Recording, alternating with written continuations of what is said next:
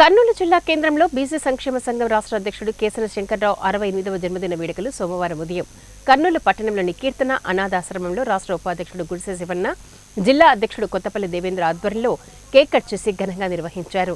విద్యార్థులకు అల్పాహారం అందజేశారు. కార్యక్రమంలో గుడిసె శివన్న మాట్లాడుతూ కేశన శంకర్రావు బీసీల సమస్యల కోసం నిరంతరం పోరాడుతూ ఎన్నో ప్రశంసలు అందుకున్న వ్యక్తి.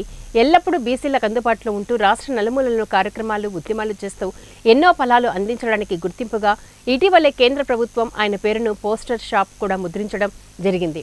కార్యక్రమంలో నాగార్జునగౌడ్, వడ్డే బాలాజీ, మధు యాదవ్, పర్ల సుంకన్న, కార్తిక్, ఆశ్రమ నిర్వాహకులు, మల్లికార్జున తదితరులు ఇందులో పాల్గొన్నారు. జన్మదినం సందర్భంగా ఈరోజు కర్నూలు పట్టణంలోని కీర్తన అనాథాశ్రమం నందు విద్యార్థులకు అంటే అల్పాహార విందు ఏర్పాటు చేయడం అనేది విద్యార్థుల సమక్షంలో జన్మదినం వేడుక సందర్భంగా కేక్ కట్ చేయడం జరిగింది. అట్లాగే ఆయన మన కేశన శంకర్రావు గారి బీసీల అభ్యున్నతి కోసం, బీసీల సమస్యల కోసం నిరంతరం పోరాడుతూ ఎన్నో ఏళ్లుగా బీసీల సమస్యల కోసం కేంద్ర రాష్ట్ర ప్రభుత్వాలకు వ్యతిరేకంగా పనిచేస్తూ ఆయన అందరి సమస్యలను, అందరి ఫలాలను బీసీలకు ఉత్తమైన ఫలాలు అందించేందుకు కోసం ఆయన కృషి అభినందనీయము.